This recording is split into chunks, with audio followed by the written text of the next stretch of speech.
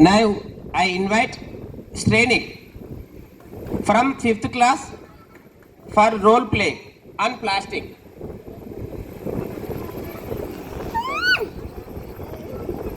Srenik from 5th class for role play on plastic.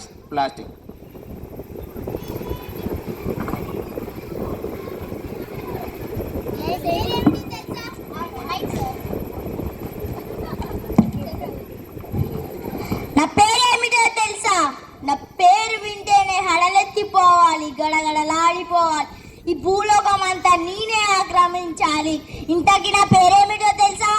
నేనే plastic. మీ పిల్లల పుట్టినరోజున చాక్లెట్ల కవర్ల రూపంలో, బిస్కెట్ల కవర్ల రూపంలో మీ ఇంటికి వస్తాను. పాలైనా, పెరుగైనా, పండ్లైనా ఏదైనా మీ ఇంటికి రావాలంటే నేనే మీకు ఆధారం. అలా మీరు తినే ఆహార పద ద్వారా మీ కడుపులోకి వెళ్ళి క్యాన్సర్ని సృష్టిస్తాము. మనుషులకే కాదు, మీరు పీల్చే గాలిని, మీరు తాగే నీటిని అన్నిటి కలుషితం చేస్తాను.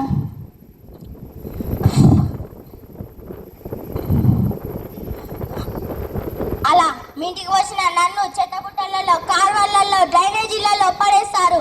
అవే నా స్థావరాలు. అక్కడి నుంచి ఈ భూలోకం అంతా వ్యాపించి సర్వనాశనం చేస్తాను. మీ జీవితకాలం మందేలైతే నా జీవితకాలం కొన్ని లక్షల ఏళ్ళు. అంటే నేనే మీకన్నా గొప్ప.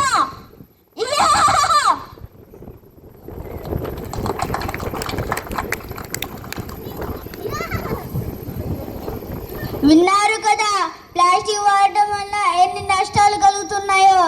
ఇక నుండి నా ప్లాస్టిక్ వాడటం మానేయండి, పర్యావరణాన్ని కాపాడండి. Thank you. Srenik, very good, congratulations, you did good job. పెద్దలకి ప్లాస్టిక్ పైన మనం జరుగుతున్న నష్టం గురించి శ్రేణిక్ అనే మా అబ్బాయి ఇప్పుడు చేయడం జరిగింది. ఏ ఫంక్షన్ జరిగినా, ఏది జరిగినా ప్లాస్టిక్ లేకుంటే లేదు. ఖచ్చితంగా ప్లాస్టిక్లోనే వాడుతున్నాం ఏ ఫంక్షన్ అయినా కూడా. దానివల్ల క్యాన్సర్ గురవుతున్నాం. దయచేసి గ్రామ పెద్దలకు విన్నవించేది ఏంటంటే వీలైనంత వరకు ప్లాస్టిక్ తగ్గించే ప్రయత్నం చేయండి. అందులో మన కొత్తూరు గ్రామం ఆదర్శంగా ఉండాలి అని నా ఒక సలహా. వీలైతే దాతల సహకారంతో ఒక స్టీల్ బ్యాంక్ ఏర్పాటు చేయాలి మన విలేజ్లో.